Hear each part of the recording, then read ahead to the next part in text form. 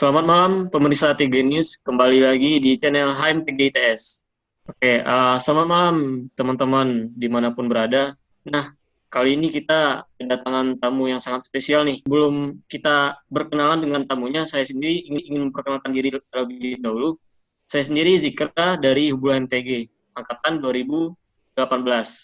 Kepada Ibu bisa memperkenalkan diri dulu, Bu, kepada penonton kita ini, Bu. Saya Rai, saya di sini sebagai psikolog ya, yang diminta Mas Sikra untuk mengisi acara malam hari ini. Ini kalau di ITS, saya bisa ditemui di PK2M atau SAC yang dulu, memang di bawah konseling karir ya, tapi sebenarnya tidak dibatasi hanya sebatas konseling karir saja, karena tidak bisa terpisahkan gitu ya, masalah psikologis dan karir gitu ya, biasanya satu paket begitu.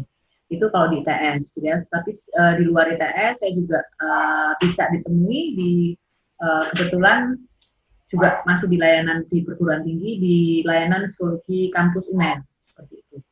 Kebetulan saya sudah cukup lama di sana, 10 tahun praktik di UNER seperti itu. Dan selanjutnya bisa konsultasi juga online. Bu Rai ini dosen di ITS kalau boleh tahu di departemen apa, Bu? Ya, saya di departemen baru ya, paling baru di ITS, Departemen Studi Pembangunan. Jadi begitu teman-teman. Jadi Bu Rai sendiri ini selain seorang psikolog juga sebagai dosen di ITS. Ya dengan background Ibu Rai sendiri ini sebagai seorang psikolog, ini mungkin sangat cocok sekali buat menemani bahasan TG News kita pada malam hari ini, teman-teman. Nah, mungkin ini aja sih Bu, dikit dulu Bu. Kira-kira apa sih peran psikolog dalam masa pandemi seperti ini, Bu?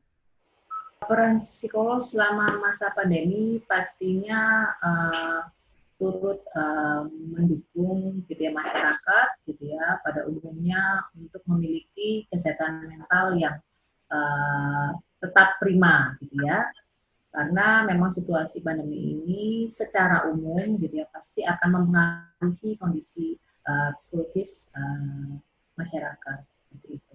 Jadi mempertahankan supaya janganlah banyak yang sakit gitu ya, sakit dalam tanda kutip ya karena psikologis gitu ya. Jadi kita tidak berfokus hanya pada kuratif atau mengobati gitu ya, tapi kita juga berfokus pastinya pada pelayanan preventif gitu ya. Jadi bagaimana kita memberikan informasi gitu ya, salah satunya supaya masyarakat ini tetap memiliki kesehatan yang prima secara psikologis. Begitu ya kira-kira teman-teman. Jadi di masa pandemi seperti ini seorang psikolog itu sangat berperan tentunya dalam membantu mengedukasi masyarakat terutama itu dalam masalah kesehatan mental.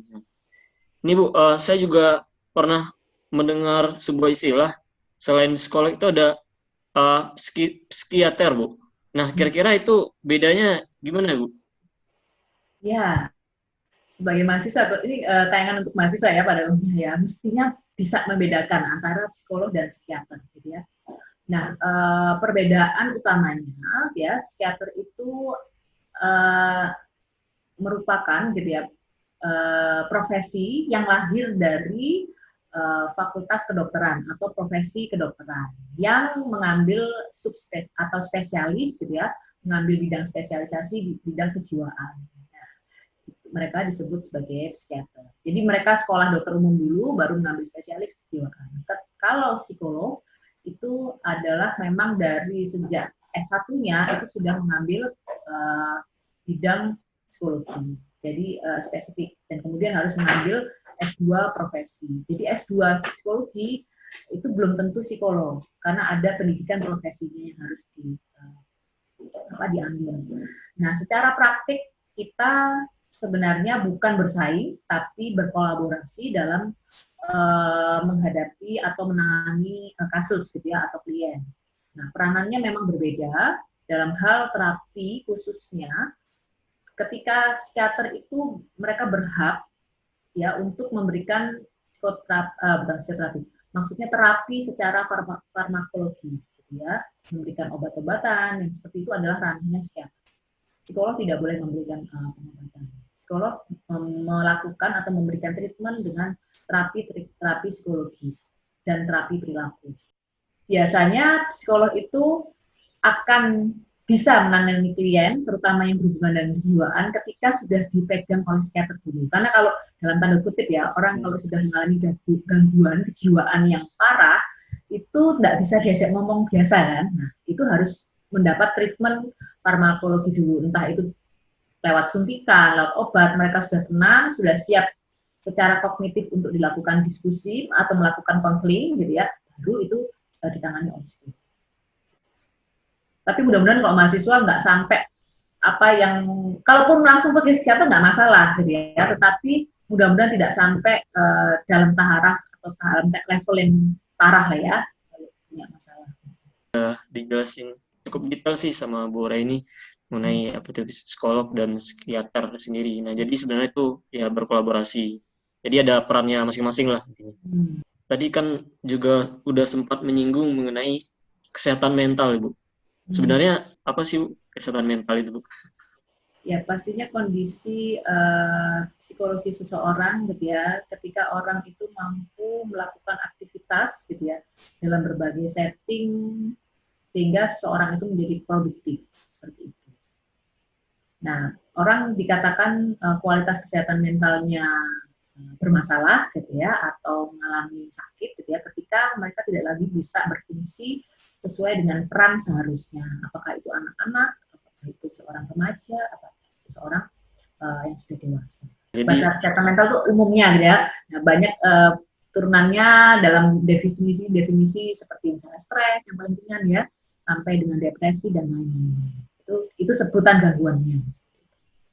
Sebenarnya kesehatan mental ini tentunya juga sangat mempengaruhi kondisi kesehatan seorang gitu ya, Bu? Iya, kesehatan secara universal ya, yang menurut WHO. Secara universal. Ya, tidak hanya fisik gitu ya. Yang disebut orang itu disebut sehat itu ketika kedua aspek, apa, sehat secara fisik dan sehat secara mental. Gini Bu, kan selama pandemi ini kan kita juga banyak yang berubah ya, istilahnya pola hidupnya. Kira-kira itu seberapa pengaruhnya sih kondisi sekarang ini Bu terhadap kesehatan mental seorang Bu? Berapa pengaruhnya itu diukur angka sulit ya definisikan gitu ya. Tapi yang jelas berpengaruh gitu ya terhadap kesehatan mental seseorang gitu ya. Karena bisa diketahui ya, kita semua mengetahui bahwa pandemi ini bahkan tidak pernah terjadi gitu ya, dalam kurun waktu 100 tahun terakhir saja belum pernah terjadi ya, ketika manusia tidak boleh keluar atau beraktivitas dengan bebas gitu ya, kita ketahui itu. Ini situasi yang memang artinya force major ya, memang terjadi dimanapun, dan ini menjadi masalah yang cukup serius gitu ya, bahkan bukan hanya kesehatan tapi mengancam jiwa manusia ya kan, yang namanya virus yang tidak terlihat ini gitu ya. Dan pastinya itu juga membuat seseorang atau individu secara individu maupun masyarakat itu banyak yang memiliki ketidaksiapan gitu ya menghadapi kondisi ini. Nah, itu sendiri sudah menjadi salah satu ciri atau kemungkinan orang minimal ada stres gitu ya. Karena di situ ada situasi baru gitu ya. Ada hal baru yang harus mau nggak mau kita hadapi gitu ya, mau nggak mau sangat baik kita cepat menerima kondisi ini gitu ya. Dan itu butuh proses gitu ya, tidak semua orang bisa langsung menerima atau secara ikhlas kondisi yang seperti penuh dengan ketidakpastian gitu ya, yang bahkan cukup panjang ya, sampai dengan sekarang sudah berapa bulan ya.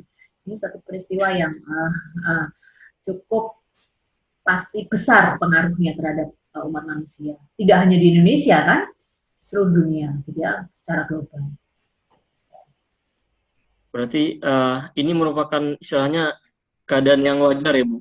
Dengan kondisi seperti ini, seorang mengalami penurunan kesehatan mental ya Bu?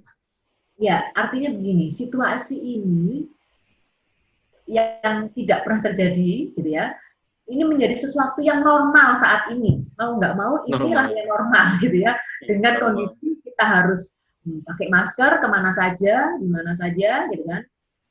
Pakai apa sesering mungkin cuci tangan ketika habis memegang sesuatu, itu kondisi normal saat ini. Nah, itu terjadi pergeseran, sehingga wajar kalau seseorang di level stres ringan itu wajar.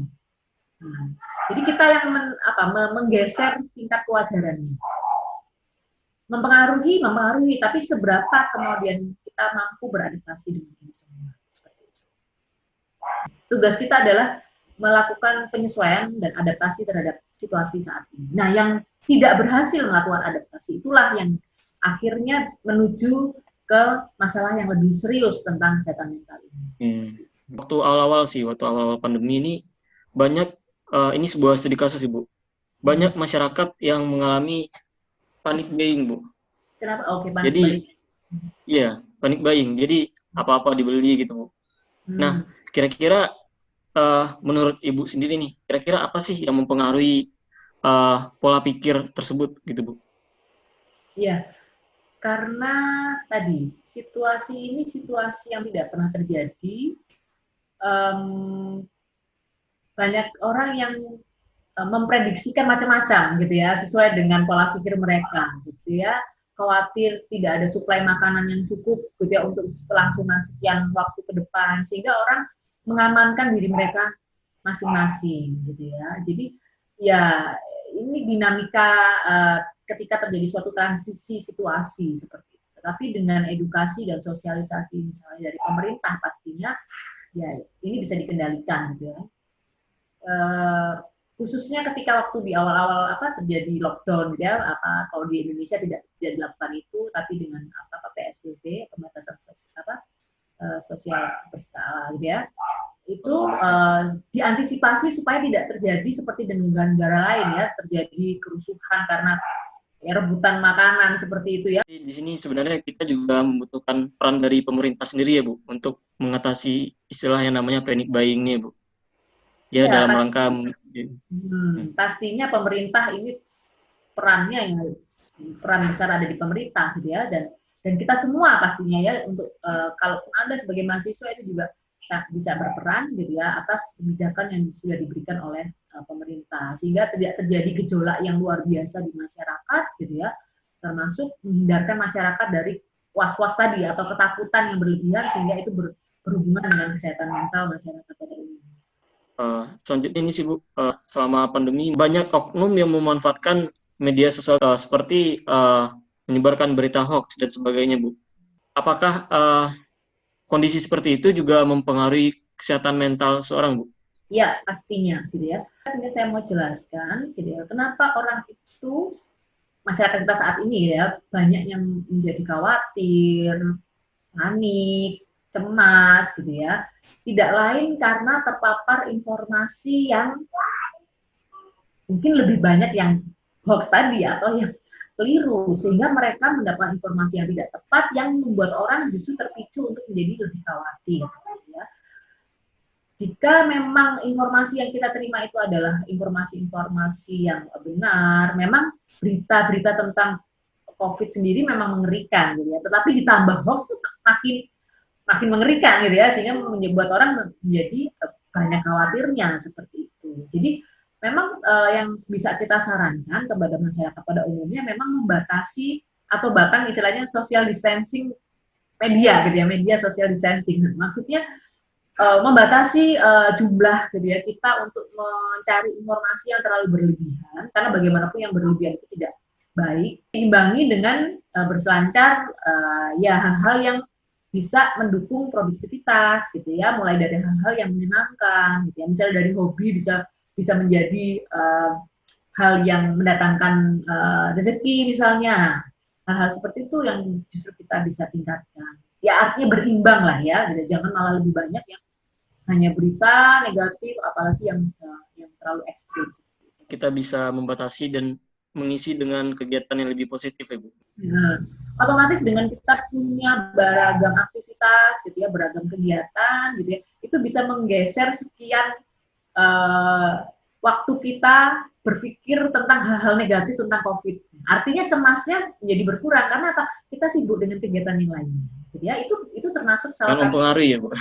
intervensi. Iya, mempengaruhi. Jadi kalau kita masih sehat gitu ya secara kognitif, kita bisa mengatur waktu kita, memanage waktu kita sehingga kita lebih banyak aktivitas yang produktif atau kegiatan yang punya manfaat gitu ya. Otomatis pikiran kita untuk hanya berpikir gitu ya, untuk cemas itu menjadi berkurang. Gitu ya. Itu salah satu strategi yang kalau kita masih dalam keadaan sehat ya, kita bisa mengatur pikiran. Kita juga banyak melihat kasus nih Bu, mengenai diskriminasi Bu, selama pandemi ini Bu. Jadi banyak diskriminasi kepada pasien, keluarga pasien, ataupun jenazah, maupun tenaga medis sekalipun Bu. Ini sebenarnya kenapa sih bisa terjadi dan apa sih yang mempengaruhi bisa terjadi Bu? Karena pertama mungkin pemahaman tentang COVID sendiri mungkin masih simpang siur. Ya. Saking mereka protektifnya terhadap diri ataupun terhadap lingkungan mereka, sehingga mereka ekstrim menolak. Gitu ya. Padahal kan ada cara bagaimana misalnya seorang yang tinggal di kos-kosan itu tetap aman seperti itu ya. Karena mereka berusaha memprotektif diri mereka sehingga mereka salah dalam menempatkan gitu ya seseorang atau individu lain dalam kehidupan sosial ini. Ya pastinya itu tidak benar ya, itu kan hak asasi manusia ya, orang tinggal di mana. Lihat di berita itu yang diusir seperti itu kan sebenarnya pelanggaran ya, seperti itu. Kita memang sebagai misalnya mahasiswa, kita akademisi gitu ya, kita profesi, seorang profesional di bidang bidang tertentu yang bisa mengedukasi masyarakat ya, itu perlu kita lakukan gitu ya. Dan saya pikir Pak pemerintah juga sudah pasti melibatkan banyak ahli untuk melakukan pendekatan yang tepat terhadap masyarakat atau secara sosial gitu ya, dengan treatment-treatment yang sehingga informasi itu sampai ke masyarakat itu tidak banyak biasnya gitu ya. Mengenai istilah psikosomatis Bu. Nah, apa sih hubungannya antara psikosomatis ini terhadap kehidupan seorang di masa pandemi seperti ini Bu? Yang jelas kalau seseorang itu misalnya didiagnosa memiliki gangguan psikosomatis gitu ya, itu paling dekat ke masalah fisik karena kan ciri keluhannya kan terdapat keluhan-keluhan di fisik ya gitu ya, yang pusing ya seperti itu. Nah kalau itu nggak selesai-selesai dan mereka nggak tertangani secara mental atau psikis, mereka akan terus merasa tidak nyaman dan itu pasti akan bisa mengganggu kesehatan fisik kan. Apabila seorang tersebut mengalami psikomatis gitu Bu, kira-kira apa sih langkah yang tepat gitu Bu, yang harus diambil? Paling mudah yang bisa diterapkan untuk masyarakat secara luas itu adalah teknik relaksasi yang paling mudah. Artinya kalau saya gitu misalnya atau seorang psikolog bisa melakukan praktek jarak jauh dengan online seperti ini yang bisa kita lakukan. Salah satunya. Mungkin itu saja teman-teman pemirsa Teginis pada malam hari ini. Nggak kerasa sudah 20 menitan berlalu. Jangan lupa klik subscribe, like, dan share video ini. Dan tentunya semoga video ini dapat bermanfaat bagi kita semua. Oke, selamat malam teman-teman.